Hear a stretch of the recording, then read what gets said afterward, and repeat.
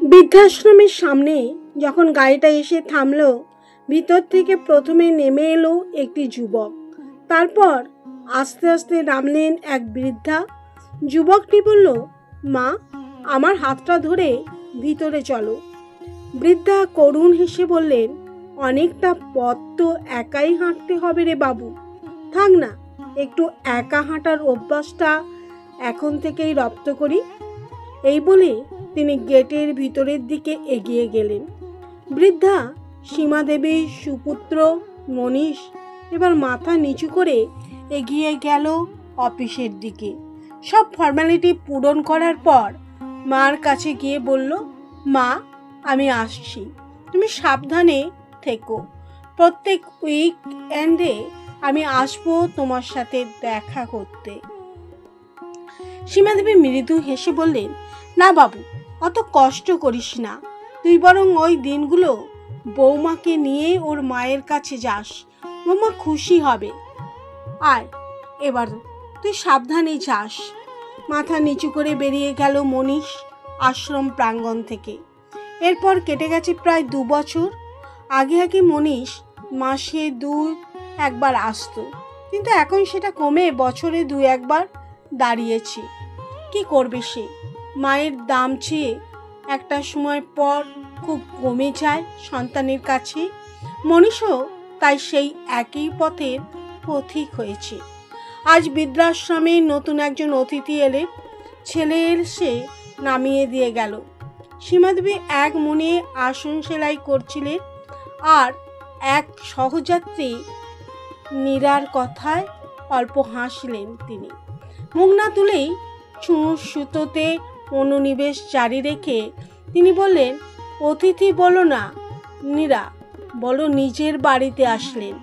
আমরা তো এতদিন পরের বাড়িতেই ছিলাম, তাই তো শেষ বয়সে বাসা পরিবর্তন করতে হয়। যাক, নতুন এক সহযাত্রী পেলাম। তা মহিলা না পুরুষ বন্ধু এলে গো? নীরা দেবী বললেন, মহিলা গো সীমা, কি যেন নাম ভদ্র মহিলা?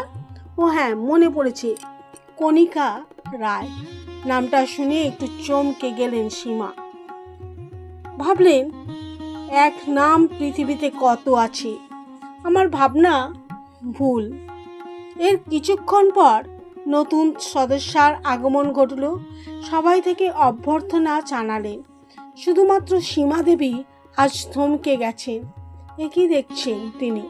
এ তো তার বৌমার নিজের মা কণিকা দেবী। এক সময় এনার যন্ত্রণাতেই তো তার বাড়ির সব কিছু পাল্টে গেছিল। বৌমা প্রথম প্রথম সব মানিয়ে নিলেও একমাত্র মা কণিকা দেবীর পরামর্শেই দিন দিন পাল্টে যেতে লাগলো, এবং কণিকা দেবীর কুমন্ত্রণাতেই আজ তার নিজের ছেলে আর বৌমা তার নিজের বাড়ি থেকে তাড়িয়ে সীমা দেবীকে এখানে নির্বাসন দিয়েছেন। এগিয়ে গেলেন সীমা দেবী, বললেন, কি ব্যাপার বেয়ান, আপনি এখানে? আমি না হয় ছেলেকে উপযুক্ত শিক্ষা দিতে পারিনি, কিন্তু আপনার জায়গা তো এখানে হওয়ার কথা নয়। কেঁদে ফেললেন কণিকা দেবী, বললেন, বেয়ান, আমার ছেলে বিয়ে করেছে, বৌমা আমাকে 2 চোখে দেখতে পারে না, ওদের সংসারে আমি বাড়তি এখন, তাই আজ এখানে নিয়ে গেছে। আমার ক্ষমা করুন আপনি, আজ আমার জন্যই আপনি এখানে। ভগবান সব হিসেব ঠিক কষে রাখে, আমাদের শুধু একটা ডানা ঝাপটাতে দেন। এই বলে তিনি হাউ হাউ করে কেঁদে ফেললেন সীমা দেবীকে জড়িয়ে ধরে। মনীষের ফোনটা বেজে উঠল। স্ক্রিনে তাকিয়ে দেখল বৃদ্ধাশ্রমের নম্বর। 7-5 ভেবে ফোনটা তুলল সে। হ্যালো বাবু, কেমন আছিস রে? অনেকদিন আসিস না, তাই ফোনটা করলাম রে। মা, তোমার শরীর ঠিক আছে তো? ওই ব্যস্ত থাকি তাই যাওয়া হচ্ছে না। ওহো, শোন না, বৌমাকে একটু ফোনটা দে তো, একটু কথা বলবো। আচ্ছা ধরো, দিচ্ছি। কি গো শুনছ? মা কথা বলবে, এসো তো এইদিকে। রান্নাঘর থেকে আওয়াজ এলো, আসছি। তাড়াতাড়ি এসে ফোনটা নিয়ে বলল, কে গো মা? হ্যাঁ, আমার মা। শুধু মুখটা বেজার করে, ওহো ধুর, আমি ভাবলাম আমার মা, কি করতে আবার আমার সাথে কথা বলবেন উনি, যত সব। আহা, কথা বলো না, দেখো না কি বলতেন। হ্যাঁ মা বলুন। সীমাদেবী ফোনের ওপাশের বার্তালাপ এতক্ষণ সব শুনছেন। মৃদু হেসে এবার বললেন, বৌমা, নিজের মা নই বলে কি কথাও বলতে নেই? না ঠিক তা নয় মা, আসলে কাজ করছিলাম তো। হ্যাঁ বৌমা, বুঝেছি। শোনো বৌমা, তুমি তো কোনোদিন এলে না আমার নতুন জায়গায়। এসো কাল একবার আমার নতুন বান্ধবীর সাথে আলাপ করতে, কেমন?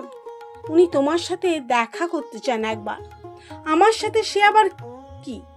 না মা, আমার সময় হবে না। এসো বৌমা, তিনি খুব খুশি হবেন তোমায় দেখে। আরে আমার নতুন বান্ধবীর সাথে যে তোমার রক্তের সম্পর্ক গো।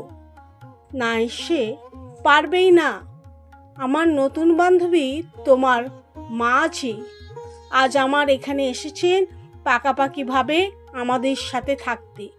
তোমার দাদার সংসারে নাকি তার জায়গা হচ্ছিল না, তাই এখানে রেখে গেছে আজ। আমার ব্যথায় তিনি আজ সমব্যথী গো। আমার দোষর যে তিনি আজ। তোমাদের সংসারে আমাদের বুড়ো বুড়িগুলো বড্ড বেশি ভারী হয়ে যায় গো, তাই তো আমাদের জায়গা হয় না। আশীর্বাদ করি মা, তোমরা যেন তোমাদের বাড়িতেই আজীবন বাস করতে পারো। আজ রাখি বৌমা, অনেক কথা বলে ফেললাম। কাল এসো কিন্তু অবশ্যই, আমরা অপেক্ষায় থাকবো। এই বলে ফোনটা কেটে দিলেন সীমাদেবী।